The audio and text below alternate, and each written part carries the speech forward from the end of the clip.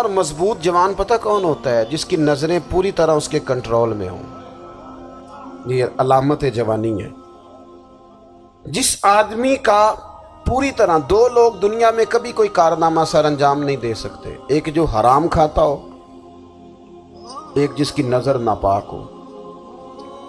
محمد بن قاسم جب یہاں آئے تھے نا تو ایک دن بڑے پریشان تھے، تو ایک بزرگ کہنے لگے آپ کیوں پریشان ہیں؟ کہنے لگے راجہ دہر سے مقابلہ ہے اور ہماری فوج تو سندھ کے رستے بھی نہیں جانتی، زبان بھی نہیں جانتی، لڑیں گے کیسے؟ 2-4 دن کے بعد ان بزرگوں کی دوبارہ محمد بن قاسم سے ملاقات ہوئی تو بڑے خوش تھے۔ کہا اب آپ کیوں خوش ہیں؟ کہنے لگے وہ میرا مقابلہ نہیں کر سکتا، میں نے تحقیق کر لی ہے۔ کہا کیوں؟ کہنے لگے نظر کا گندہ ہے، اور جو نظر کے گندے ہوتے ہیں وہ میدانوں میں ٹھہرا نہیں کرتے۔ میدان کے لیے نکلنے کے لیے پاک جوانی کی ضرورت ہوتی ہے، تطہیر مزاج ہونا ضروری ہوتا ہے، پاکیزہ افکار اور سچی اور سچی ستھری سوچوں کا ہونا ضروری ہوتا ہے۔ اس لیے فرمایا کہ میرا مقابلہ نہیں کر سکتا۔ حضرت عبداللہ ابن حذافہ کمرے میں تھے تو وزیر کی بیٹی اندر سجی سنوری پہنچ گئی۔ جیسے ہی آپ نے اس کفر کی چال کو دیکھا تو تیمم کر کے نفل شروع کیے۔ وہ ساری رات بیٹھی رہی، رب کا بندہ ساری رات عبادت کرتا رہا۔ عبادت بڑا سہارا ہے، مصلی بڑا سہارا ہے اللہ کے بندوں۔ صبح دروازہ کھولا، وزیر نے اپنی بچی سے پوچھنا چاہتا تھا رزلٹ کیا نکلا، تو وہ کہنے لگی پیچھے ہٹ جا، اب تیرا میرا تعلق کوئی نہیں، میں نے نبی پاک کا کلمہ پڑھ لیا۔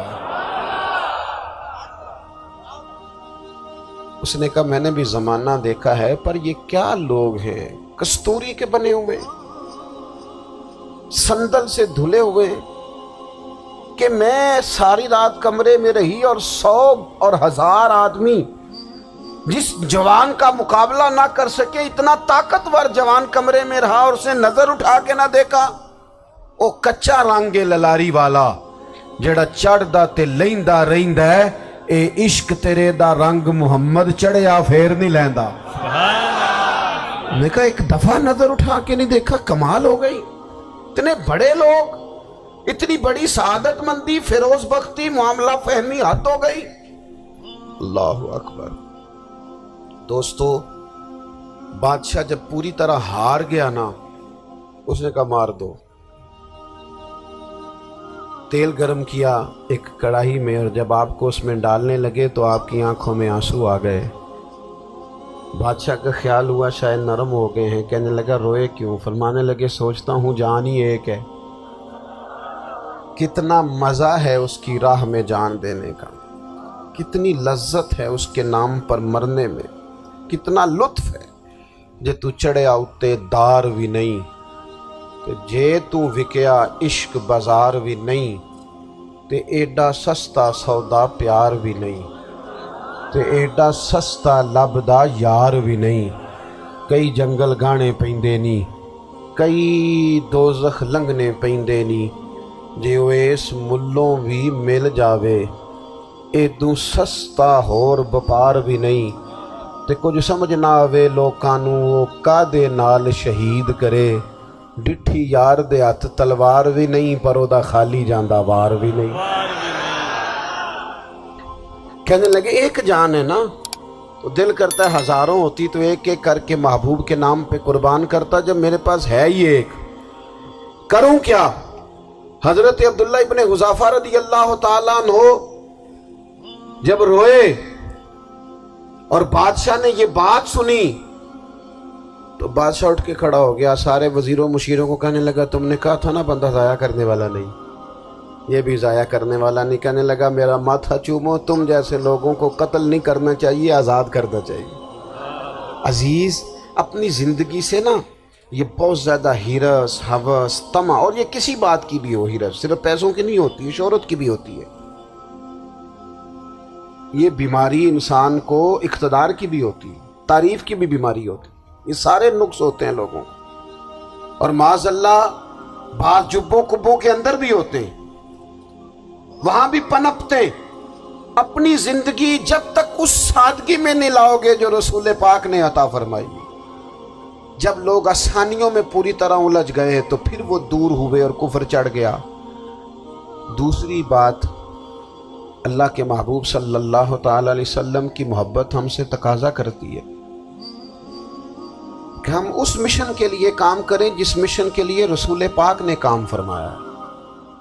ہم سارے کام بڑی مضبوطی سے، سوچ سمجھ کے، تدبر سے، حکمت سے، تقاضوں کو مد نظر رکھتے ہوئے کرتے ہیں سارے کام۔ دین کے کام میں ہمارا مزاج نہیں ہوتا، او ہو جائے گا جی، آپ بسم اللہ پڑھیں جی، شروع کریں جی۔ آپ تقاضوں کو سمجھیں، چیزوں کو دبائیں نہیں، چیزوں پر غور کریں۔ کسی کے ذہن کی سطح پر سوال ابھرتا ہے، اس کا تسلی بخش جواب دیں۔ اپنی زندگی میں دین کے کام کے لیے اپنے آپ کو وقف کریں، اور دین کے کام کے بہت سارے پہلو ہیں۔ ہزاروں لوگوں کو قرآن پاک ٹھیک پڑھنا نہیں آتا، ہزارہا لوگ ہیں جو قرآن مجید کے مطالب سے آگاہ نہیں ہیں، دین کی بنیادی ضروریات سے لوگ نابلد ہیں۔ میں آپ کو کس طرح یہ بات سمجھاؤں کہ ہزاروں کی تعداد میں طلاقیں اس لیے ہوتی ہیں کہ مردوں کو طلاق کے مسئلے نہیں آتے، انہیں پتہ نہیں ہے کہ مجھے حقوق زوجین کے معاملے میں کیسے چلنا ہے۔ ڈھیر سارے گھروں میں تباہی اس لیے ہے کہ تربیت اولاد کا دینی منہج ہمیں نہیں پتا۔ اپنا حصہ ملائیں دین کے کام میں۔ ایک آدمی کو اگر تو نمازی کرنے میں کامیاب ہو گیا، تیری زندگی بدل گئی۔ وہ دین بیزار لوگ جو ہمارے بیچ بیٹھ کے ہماری نوجوان نسل کو پگڑی اور داڑھی کا نام لے کے بنیادی طور پر دین سے دور کرتے، ایسے نوجوانوں کو دین کا پیغام محبت دے کر دین کے قریب کرنا ہماری ڈیوٹیوں کا حصہ ہے۔ ہمیں ذمہ داری کا احساس کرنا پڑے گا، ہمیں یہ خاص قدم اٹھانا پڑے گا، توجہ دینی پڑے گی۔ مساجد، مدارس، میں آپ سے عرض کروں، اتنی ڈٹ کے مخالفت ہوتی ہے نا مدرسوں کی، اتنی ڈٹ کے۔ میں ادارہ چلاتا ہوں، اس کے چلانے میں جو مشکلات ہیں وہ تو ہم بتا نہیں سکتے آپ کو، اس لیے کہ میری قوم، میرا اس قوم سے تعلق ہے جو نعت خواں امیر کرنا چاہتی ہے، مدرسے نہیں۔ ہاں، نقیب خطیب پیدا کرنا چاہتی ہے، شعر و شاعری کی زندگی کو پروان چڑھانا چاہتی ہے۔ فقط ہمارا ان لوگوں سے تعلق ہے جو لاکھوں کروڑوں روپیہ محافل پہ لگائیں گے، اور قاری صاحب بیچارے اگر مسجد کا کوئی ہونے والا کام کسی وقت بتا دیں گے تو وہ بڑی مشکل آ جائے گی ان کے لیے۔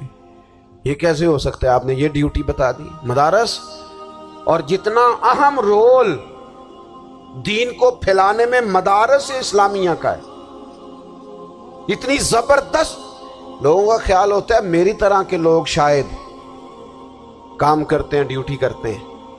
یہ 10-15 لوگ آپ کو نظر آتے ہیں جو آپ کو کہیں میڈیا پر یا ادھر ادھر ڈیوٹی کرتے، مخلص لوگ اپنی جگہ پہ، وہ بھی بڑا ہی کام کر رہے ہیں، جو میڈیا پہ آ کے بھی اخلاص سے اور درد دل سے کو دین کی، ان کی بھی کسی بات کی حوصلہ شکنی نہیں۔ لیکن ہزارہا اساتذہ جو مدارس میں بیٹھ کے پڑھاتے ہیں، جنہوں نے وہ سارے لوگ تیار، آپ سمجھ نہیں سکتے کتنا بڑا کام۔ حفظ کا استاد جو ہوتا ہے نا، اس کی ڈیوٹی 24 گھنٹے ہوتی ہے، فجر سے پہلے، اور اس نے بچوں کو اٹھانا ہے۔ تنخواہ تو ہم انہیں دینا نہیں نہ چاہتے جی، تنخواہ نہیں دے دی انہوں نے، ہمیں مولوی امیر نہ ہو جانا۔